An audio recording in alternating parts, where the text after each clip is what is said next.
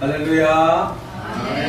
예, 죄로부터 늘 눌려져 있는 우리를 구원하기 위하여 십자가에 못 박혀 죽으시고 부활하신 우리 주님을 향하여 할렐루야 찬양대에서 귀한 찬양을 올렸습니다. 우리 주님께서 영광 중에 받아주신 줄로 믿습니다. 찬양의 가사처럼 우리의 모든 삶의 문제로부터 구원해 주시는 주님께 늘 감사하고 더욱 주님을 의지하며 나아가는 우리 모두가 되기를 주님으로 축원합니다. 이 서울 옆사람과 복음을 나눕시다. 주님을 더욱 의지합시다. 주님을 더욱 의지합시다. 예, 오늘은 광복절 73주년 기념주일입니다. 이 땅에 일제로부터 나라를 빼앗기고 주권을 빼앗기고 어두움의 역사를 살아왔던 우리 민족이었지만 하나님의 특별하신 은혜와 섭리 속에 광복의 기쁨을 맛보게 해 주었습니다. 이 모든 것이 하나님의 은혜와 은총인 줄로 믿습니다. 이 광복의 기쁨, 이 기쁨 속에 이제 우리 자녀들과 후손들도 또 먼 훗날에도 더 이상 이제부터 외세로부터 억압이 없이 계속 자주 독립국가로서 주권을 행사하고 또한 자유와 기쁨과 행복을 만끽하는 우리나라, 우리 민족이 될 수 있기를 우리 또한 계속 기도해야 할 것입니다. 아직도 북녘 땅에는 아직도 공산주의 속에서 참된 자유를 만끽하지 못한 채 눌림 속에 있는 우리 동포들이 있습니다. 그들 위해서도 계속 기도해야 될 줄로 믿습니다. 이처럼 하나님께서 은혜를 베풀어 주셔서 이 땅에 해방의 기쁨을 맛보았던 것처럼 우리의 영적인 영원한 해방을 안겨주기 위하여 예수님께서 친히 우리의 모든 죄를 짊어지고 십자가에 못 박혀 죽으시고 죽은 자 가운데 3일 만에 부활하심을 통하여 우리의 진정한 해방을 안겨주었습니다. 우리가 주일 성수하는 이 주일은 바로 주님이 부활하신 날을 기념하면서 우리가 진정한 죄와 세상과 육승으로부터 마귀로부터 해방된 날임을 우리가 기록하면서 그 은혜에 감사하며 찬양으로 또 예배로 하나님께 영광 돌리는 날이 바로 이 주일 아닙니까? 주님의 그 부활과 함께 우리는 참된 해방을 맛본 줄로 믿습니다. 그래서 사도 바울은 로마서 8장 1절 2절을 통하여 그러므로 이제 그리스도 예수 안에 있는 자에게는 결코 정죄함이 없나니 이는 그리스도 예수 안에 있는 생명의 성령의 법이 죄와 사망의 법에서 너를 해방하였음이라 라고 말씀하고 있습니다. 우리는 해방받은 자녀요 해방받은 존재임을 생각할 때에 우리는 감사하지 않을 수 없습니다. 그래서 우리는 지난 주일에 이미 우리가 주 안에서 무엇으로부터 해방받았느냐? 굶주림으로부터 해방받았다. 먹는 문제로부터 일용할 양식으로부터 해방받았다는 것을 우리가 말씀을 통하여 붙잡았고 더 나아가 목마름으로부터 불행으로부터 해방받아서 행복한 삶으로 나아갈 수 있게 되어졌고 뿐만 아니라 사망 즉 빼앗김으로부터 더 이상 빼앗기지 않고 우리는 풍성한 삶을 살 수 있도록 우리를 인도해 주셨다. 해방시켜 주셨다. 라고 우리는 지난 주일의 말씀을 통하여 은혜를 나누었습니다. 그렇습니다. 우리는 굶주림, 목마름, 빼앗김으로부터 해방을 받았습니다. 그런데 우리의 생활 속에 여전히 이 굶주림과 목마름과 빼앗김의 역사에서 우리는 완전히 해방받았는가 의심할 때가 있습니다. 우리 몇 주 전부터 우리 교회에 친교실에 에어컨이 고장이 났습니다. 그래서 에어컨이 고장이 나서 점심 식사할 때마다 무더위 속에서 찜통 속에서 같이 식사를 나누었습니다만, 물론 그것도 하나의 좋은 추억이었습니다만은, 그럼에도 불구하고 이 여름날에 친교실에서 에어컨이 돌지 않는 가운데 식사하는 게 참 힘든 순간이었습니다.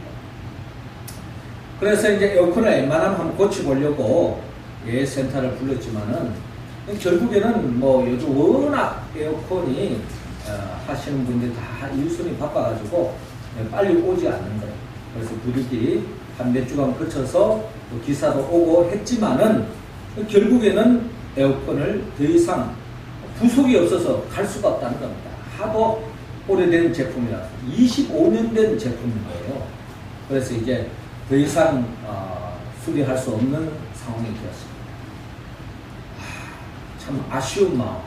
그런데 하나님께서 3주 전부터 우리 장혜숙 집사님을 통해서 에어컨을 하나 기증하겠다는 거예요. 지금 교회에 다 에어컨을 잘 돌아가고 있는데 뭐 꼭 굳이 에어컨을 기증할 필요가 있을까 생각했지만은, 나름대로 감동이 되어서 기증하신다는데, 그래도 하나님 뜻이 있게 드시면서 에어컨을 모셔왔습니다. 모셔왔는데 아닌 게 아니라 한 주가 지나고 친교실 에어컨이 고장이 난 거예요. 웬만하면 고쳐서 쓰려고 했는데 더 이상 고칠 수가 없는 상황이라서 하나님께서 3주 전부터 예배한 손길을 통해서 지금 에어컨이 새로 지난주에 이제 시술을 해가지고 친교실에 아주 최신형 에어컨으로, 그것도 냉방만 되는 것이 아니라 또 냉난방까지 다 되는 최신형 에어컨으로 설치했습니다. 그렇습니다. 우리가 예수 그리스도 안에서 사는 삶 속에서도 빼앗기는 역사가 진행될 수가 있습니다. 그러나 하나님께서는 어떤 모양을 통해서 그것이 단순히 이르는 상실로 끝나는 것이 아니라 그 상실과 이름을 통해서 더 좋은 것으로 채워주시는 우리 하나님이심을 우리는 믿습니다. 할렐루야. 우리의 일상 속에서 더 이상 굶주림과 목마름과 빼앗김으로부터 해방받았어. 그럼에도 현상적으로 나타날지 모르지만 결국 하나님께서는 더 좋은 것으로 안겨주시는 전화위복으로 역사하시는 하나님인 줄로 여러분 믿으시기 바랍니다. 그렇습니다. 하나님께서 1절부터 우리 민족을 해방시켜준 목적이 있습니다. 더 이상 억압받지 않고 해방받은 민족으로서 자유와 기쁨과 행복을 만끽하기를 원하는 것처럼 하나님께서 우리를 죄와 세상과 육성으로부터 마귀로부터 우리를 해방시켜준 이유가 있습니다. 목적이 있습니다. 그것은 마치 이스라엘 백성들이 애굽에서 출애굽을 한 목적이 있는 것처럼 단순히 애굽에서 벗어나는 것이 목적이 아니었습니다. 그들의 목적은 적과 꿀이 흐르는 땅으로 가서 거기에서 진정 하나님을 섬기는 백성으로 사는 것, 이것이 바로 하나님이 출애굽시켜 주신 목적입니다. 더 이상 바로를 섬기지 않고 하나님을 섬김으로, 하나님께 예배함으로 진정한 하나님의 주시는 그 복을 누리는 것, 이것이 바로 이스라엘 백성들이 출애굽을 한 애굽으로부터 해방받은 민족이 꿈꿔야 할, 누려야 할 복이라는 것입니다. 이와 마찬가지로 하나님께서 예수 그리스도를 통하여 우리에게 죄와 세상과 육성으로부터, 이 세상으로부터 마귀로부터 해방시켜 주신 목적이 있습니다. 그 목적이 무엇인가? 무엇을 위해서 우리를 해방시켜 주셨는가? 오늘 성경의 본문은 그 우리를 해방시켜 준 목적을 밝히고 있습니다. 먼저 오늘 본문 56절을 통하여 예수님과 하나가 되게 하는 것이 해방시킨 궁극적인 목적이라는 겁니다. 56절 말씀 우리 같이 한번 읽어봅시다. 시작. 내 살을 먹고 내 피를 마시는 자는 내 안에 거하고 나도 그 안에 거하나니. 아멘. 자, 오늘 성경 본문 51절은 이렇게 시작하고 있습니다. 나는 하늘에서 내려온 살아있는 떡이니 사람이 이 떡을 먹으면 영생하리라. 내가 줄 떡은 곧 세상의 생명을 위한 내 살이니라 하시니라 라고 말씀하고 있습니다. 예수님께서 친히 하늘에서 내려온 살아있는 떡이라고 말씀하고 있습니다. 한태리 성도님, 한우리 성도님 51절 다시 한번 읽어주시죠. 나는 하늘에서 내려온 살아있는 떡이 사람이 이 떡을 먹는 것이라. 내가 줄 떡은 세상의 생명을 위한 내 살이니라. 아멘. 그렇습니다. 예수님께서 하늘에서 내려온 살아있는 떡이라고 말씀하고 있습니다.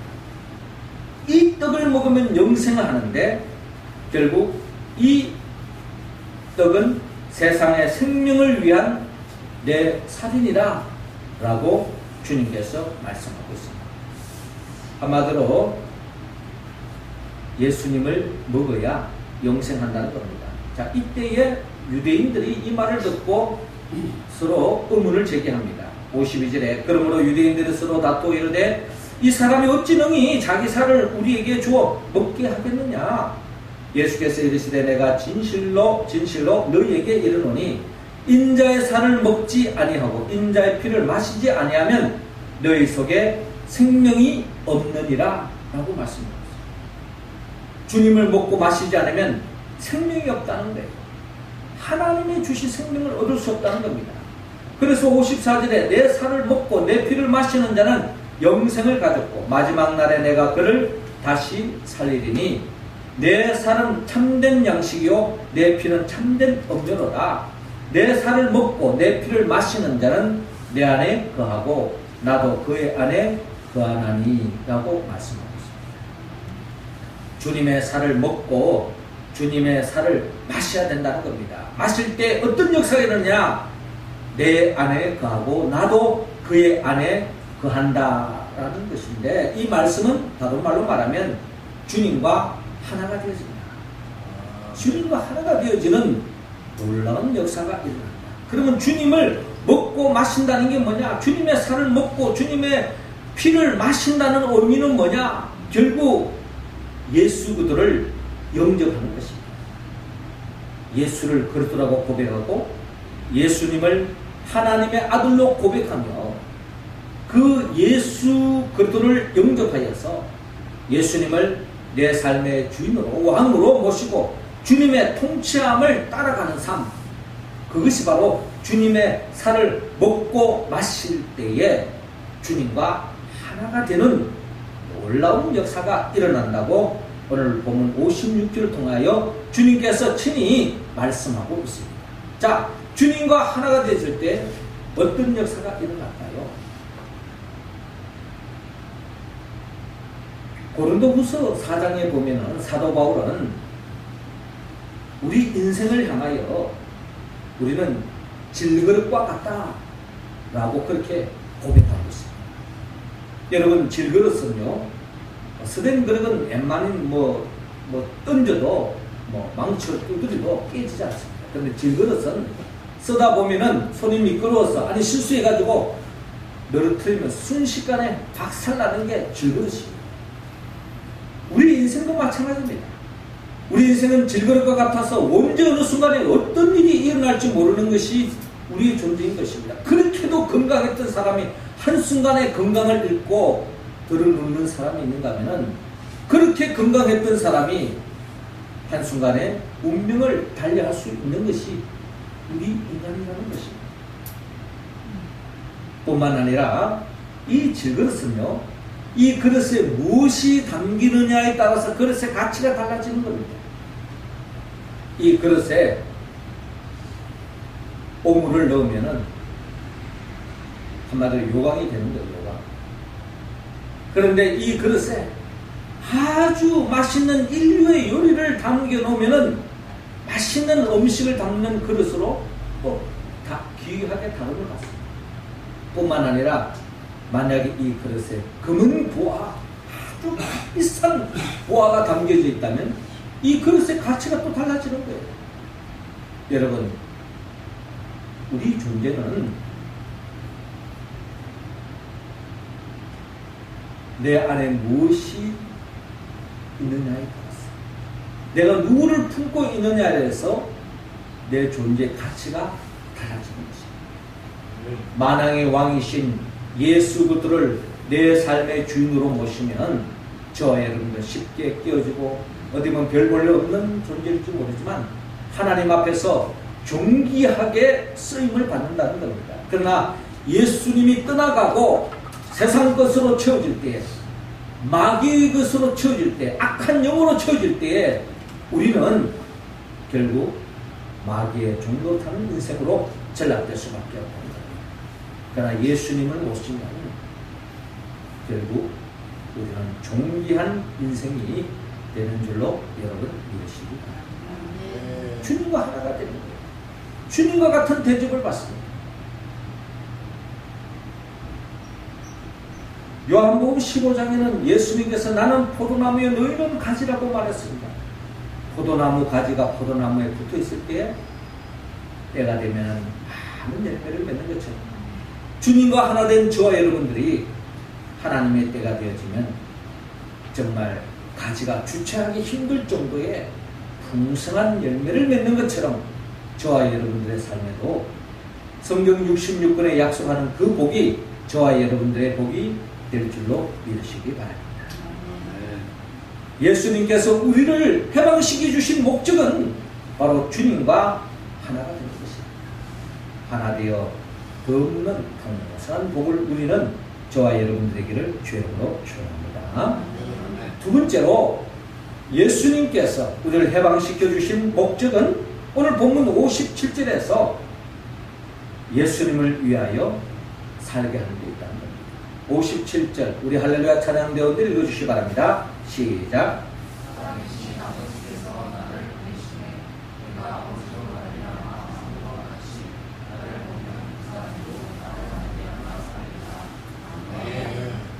아멘. 자, 이어지는 본문 57절에 살아계신 아버지께서 나를 보내심에 내가 아버지로 말미암아 사는 것 같이 나를 먹는 그 사람도 나로 말미암아 살리라 라고 말씀하고 있습니다. 살아계신 아버지께서 나를 보내심에 내가 아버지로 말미암아 산다라는 것은 아버지 때문에 산다, 아버지로 인하여 산다. 또 이 말미암아라 하는 이 말씀을 원어를 통해서 좀 더 깊이 헤아려 보면은 내가 아버지를 위하여 산다라고 그렇게 우리는 해석할 수 있습니다. 이 말씀은 결국 예수님께서 내가 하나님 아버지를 위하여 사는 것 같이 나를 먹는 그 사람들, 예수를 믿는 사람들도 예수님으로 말미암아 산다. 이 말은 예수님을 위하여 산다. 그렇습니다. 우리 모두가 예수님으로 말미암아 산다. 예수님을 위하여 살 때에 결국 하나님 아버지를 위하여 사는 삶으로 이어진다는 것입니다. 하나님의 절대 관심은 예수 그리스도께 있습니다. 우리가 예수 그리스도를 위하면 그것이 바로 하나님 아버지를 위한 것입니다. 하나님 아버지를 위할 때에 하나님께서는 우리를 통하여 영광을 받으시고 결국 우리의 삶의 모든 것을 더해 주십니다. 너희는 먼저 그의 나라와 그의 의를 구하라. 그리하면 이 모든 것을 너희에게 더해 주시리라 라고 말씀하고 있습니다.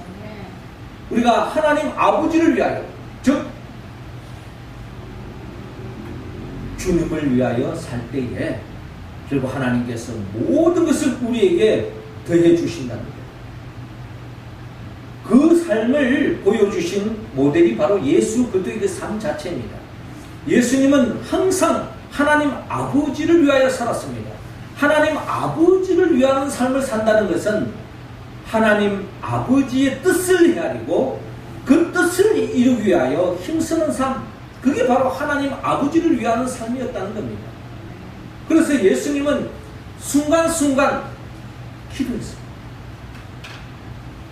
나의 원대로 마옵시고 아버지의 뜻대로 순간순간 나의 원대로 마옵시고 아버지의 뜻대로 하옵소서. 이게 주님의 기도였고 하나님께 영광 돌리는 삶의 모습이었습니다. 나의 원대로 마시고 아버지의 뜻대로 하옵소서. 이 기도가 어디 범위까지 하나님 아버지의 뜻을 따르느냐? 여러분, 십자가에 못 박혀 죽기까지 하나님 아버지의 뜻을 따랐습니다. 우리가 하나님 아버지의 뜻을 하나님 영광을 위해 산다라고 이야기하지만 다 알고 보면 내 뜻과 맞아야 하나님 아버지의 뜻을 챙기지, 내 뜻과 다르면 하나님 아버지의 뜻도 뭐 상관하지 않습니다. 결국에는 내 뜻을 이루기 위해서 하나님을 붙잡고 있는 것이지 하나님 아버지의 뜻을 헤아리는 사람이 불과 몇 사람 없다는 거예요. 그런데 예수님이 이를 보여주었습니다. 어느 정도로 십자가에 못 박혀 죽는 한이 있더라도 하나님 아버지의 뜻을 내가 이루겠습니다. 그 어떠한 희생도 감수하겠다라는 거죠. 그 결과 십자가에 못 박혀 죽었습니다. 여러분, 이때 여러분 십자가에 못 박혀 죽음으로 끝났습니까? 여기서 죽음으로 끝났다면 우리 가운데 누가 주님을 위하여 희생하며 누가 주님을 위하여 헌신하겠습니까? 누가 주님을 위하여 순교할 수 있겠습니까? 불가능하다는 겁니다. 그런데 예수님이 십자가에 못 박혀 죽었습니다. 결과가 어떻게 됐습니까? 죽음으로 끝나지 않았습니다. 예수님께서 죽음의 권세를 깨뜨리고 부활하셨습니다. 할렐루야. 이게 바로 하나님의 놀라운 능력이었다는 겁니다. 하나님의 영광을 위하여 희생하고 심지어 십자가의 죽음으로 끝나는 줄로 알았는데, 그래서 제자들은 다 도망가 버렸는데 결국 하나님께서 예수 그리스도를 죽음의 권세를 깨뜨리고 부활시켜 주었습니다. 이게 바로 복음이에요. 이게 복음입니다. 결국 예수님의 삶은 하나님 아버지로 말미암아 사는 삶, 하나님 아버지를 위하는 삶이었다는 것입니다. 저는 지난주에 우리 교회 에어컨을 이렇게 봤는데 그냥 뭐 기사를 불러서 이제 에어컨에서 에어센터에서 이제 와서 갈아주면 했지만은 뭐 새로 신설하는 거는 9월달 돼야 온다는 겁니다. 사람이 올 수가 없다는 거죠. 돈을 줘도 탈 수가 없는 거예요. 에어컨에 아무리 좋은 게 와도 탈 수가 없는 거예요. 그래서 일반 사제로 하시는 에어컨 센터에 연락을 해서 사람을 불렀습니다. 예전에 우리 교회에서도 한 번 또 에어컨 한번 시설했던 분이고, 그때 이제 제가 그분에게 아주 깍듯이 식사도 대접하고 잘 했어요. 근데 그분이 우리 교회를 기억을 하는 거예요. 아주 좋은 기억이 있었기 때문에 이분이 만사를 제쳐놓고 오겠다는 거예요. 다음날 오겠다는 겁니다. 그래서 지난 목요일날 온 겁니다. 왔는데 그분이 하시는 말씀이, 이 에어컨을 설치를 하려고 그러면은 요 친교실 안에 있는 물건을 다 빼야 된다는 거예요. 그걸 빼지 않으면은 설치를 할 수가 없다는 거예요. 근데 그 빼는 시간이 한 서너 시간 걸리는 거예요. 장정 몇 사람이 붙어도. 그래서 이제 이분이 하시는 말이, 저는 워낙 지금 바쁘기 때문에 이거 이삿짐 센터 아저씨 이걸 빼주면서까지 일을 제가 못하니까 목사님 이 짐을 다 빼놓고 난 뒤에 저희들 연락 주세요. 그러면 또 다시 오겠습니다 하고, 지금 일정이 밀려져 있는 가운데 있기 때문에 또 다른 데로 가야 된다는 거예요. 어쩔 수 없잖아요. 그래서 아주 응급 상황이, 위기급 상황이 됐습니다. 그래서 제가 우리 교회 몇 분에게 전화를 드렸어요. 좀 시간이 좀 될 수 있는 가능성이 좀 있지 않을까 싶어서 가까이 계신 분에게 전화를 드렸는데, 목사님이 교회에 일이 있다면 제가 지금 약속이 있지만 만사를 제쳐놓고 가겠습니다. 그래서 오셨어요. 근데 일이 간단히 끝날 줄 알았는데 이제 짐을 다 치고 난 뒤에 이제 그 사람이 설치하고 나면 또 그것을 다시 원위치 하려 했는데, 단순히 위치만 옮기는 것이 아니라 우리 요금 기회에 대청소도 하고 또 벽지도 도배도 해야 되겠다 싶어가지고 하루 종일 날이 이튿날까지, 어제까지도 계속 그 일이 진행되어졌습니다. 그런데 그 일 가운데에서 참 감사한 것은 만사를 제쳐놓고 교회 일을 위해서 내가 희생하겠다 하고 약속까지 다 제쳐두고 오시는 분들이 몇몇 있었을 때에 제 마음속에 얼마나 참 감사하고 참 얼마나 기쁘든지 교회 일 하면서도 참 행복했습니다. 참 우리 교회가 이래서 행복하다. 그런데 하나님께서 그 수고하는 손길을 하나님께서 천배 만배로 축복해 주실 줄로 믿습니다. 아멘. 아멘. 그렇습니다. 주님을 위하여 너희는 먼저 그의 나라와 그의 의를 구하라. 그리하면 이 모든 것을 너에게 더해 주시리라 하는 이 약속의 말씀이 우리에게 고스란히 이루어질 줄로 믿고 우리가 시간 바쳐 하나님 앞에 예배로 물질 바쳐 달란트 바쳐서 재능 바쳐서 하나님 앞에 헌신하고 수고하는 그 모든 손길은 반드시 하나님 안에서 30배, 60배, 100배의 계실로 내 삶 속에 채워줄 줄로 믿고 믿음으로 주의를 감당해가는 우리 모두가 되기를 주의로 축원합니다. 마지막 세 번째로 우리를 해방시켜 주신 목적은 단순히 배고픔에서 벗어나고 목마름에서 벗어나고 죽음의 역사, 빼앗김의 역사에서 벗어나는 것은 소극적인 거예요. 궁극적으로 우리에게 주고자 하는 것은 오늘 본문에서 계속 반복적으로 하시는 말씀이지만 58절에 잘 나타나 있습니다. 58절 다 같이 읽읍시다. 시작. 이것은 하늘에서 내려온 떡이니 조상들이 먹고도 죽은 그것과 같지 아니하여 이 떡을 먹는 자는 영원히 살리라. 아멘. 그렇습니다. 오늘 본문 58절에 이것은 하늘에서 내려온 떡이니 조상들이 먹고도 죽은 그것과 같지 아니하여 이 떡을 먹는 자는 영원히 살리라 라고 말씀하고 있습니다. 하늘로서 내려온 떡, 성경 역사 속에서 하늘로서 내려온 떡이 두 가지가 있어요. 첫 번째 떡은 이스라엘 백성들이 출애굽을 하여서 광야의 여정 속에 40년 동안 그들이 농사 짓지 않고 하나님의 인도하심 속에서 하늘에서 만나를 공급해 주시는 그 일용할 양식으로 광야를 통과해 가나안 땅을 향하여 나아가죠.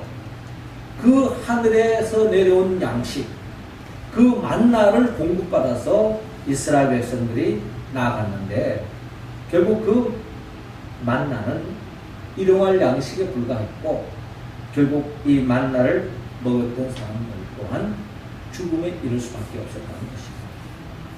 그러나 두 번째 하늘로서 내려온 떡이 있는데 그분이 바로 예수 그리스도라는 것입니다. 예수 그리스도께서 우리 모두에게 영원한 살과 피를 주기 위하여 친히 십자가에 못 박혀 죽으시고 부활하심을 통하여 우리의 진정한 살과 떡이 되어 주시는 것입니다. 살과 피가 되어 주신 것입니다. 우리의 진정한 양식이요 우리의 진정한 음료가 되어 주셨다는 것. 그 주님을 믿고 의지하고 나아갈 때에 우리에게 오늘 성경에 말한 것처럼 이 떡을 먹는 자는 영원히 살리라, 영생을 주시겠다고 약속하고 있습니다. 그렇습니다. 우리는 단순히 죄와 세상과 육성과 이 마귀로부터 벗어나는 것이 주님이 우리를 해방시켜 주신 목적이 아니라 우리를 영원한 삶을 사는 것, 즉 잃어버린 하나님의 나라를 사는 것, 이것이 바로 주님이 이 땅에 오신 궁극적인 목적이요 우리를 해방시켜 주신 목적이라는 것입니다. 그러므로 우리의 신앙에 항상 우리의 주관심은 내가 하나님의 나라를 잘 살고 있는가 하는 것입니다. 이 하나님의 나라를 잘 살고 있는가 라고 생각하기 이전에 정말 우리는 하나님의 나라의 그 감격을 우리가 누리고 있는가 한번 생각해 보시기 바랍니다. 여러분, 일제로부터 36년 동안 억압받았던 우리 민족들이 8.15에 일본이 항복을 하면서 해방되는 그 순간에 그 감격이 어땠을까요? 그 감격은 이루 말할 수 없었을 것입니다. 일제로부터 얼마나 어려움을 당했습니까? 그 해방의 기쁨, 감격은 이루 말할 수 없을 거예요. 그런데 어느덧 그 감격은 온데간데 없습니다. 심지어 이 땅은 헬조선이라 하는 이런 이야기가 왜 나옵니까? 아마 일제시대도 그런 이야기 하지 않았을 때예요. 자주 독립국가를 누리고 있는 이 땅에 왜 헬조선이라는 이야기가 왜 나오는 것입니까?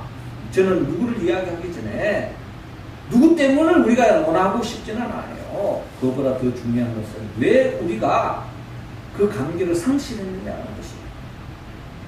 어느덧 우리도 죄와 죽음의 역사로부터 해방받은 우리의 감격은 온데간데는 없고 그저